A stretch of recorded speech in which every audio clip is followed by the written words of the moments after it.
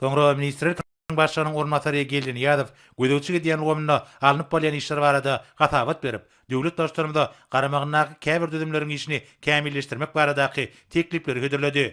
Türkmenistanda 2019-2025 ýyllarda sanlyk iqtisadiyety ösdürmegiň konsepsiýasyndan döwlet başçylygymyzyň ministrliklerde pudoklaryň dolanyş idaralaryna hemde vilayetleriň we Aşgabat şäheriniň häkimliklerine awtomatlaşdyrylan elektron maglumat biniatlarlygyny döretmek hakynaky kararyndan hemde Türkmenistanda sanlyk iqtisadiyety ösdürmegiň 2021-2025 ýyllar üçin döwlet maksatnamasyndan gelip çykan wezipeleri durmuşa geçirmek maksady bilen bilim, sağlyk goraşy derman senaty, sport we ýaşar syýasaty ministrliklerining hemde Alymlar Akademiýasynyň merkezi idarasynyň düzümini sanly ulgamy we maglumat hukukçylygy bölümini açmak teklip edilýär.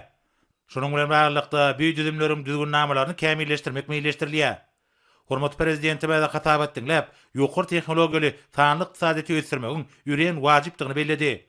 Bu ulgamy häzirki döwrüň şertlerine ähli işleri ýokary derejede guramaga, utgaşdyrmaga, ýerine ýetirilýän işleriň netijeligine hemde hilene gödäwçi amala aşyrmaga ýardam edýän dolanýaryň netijeli gurar bolup durýar.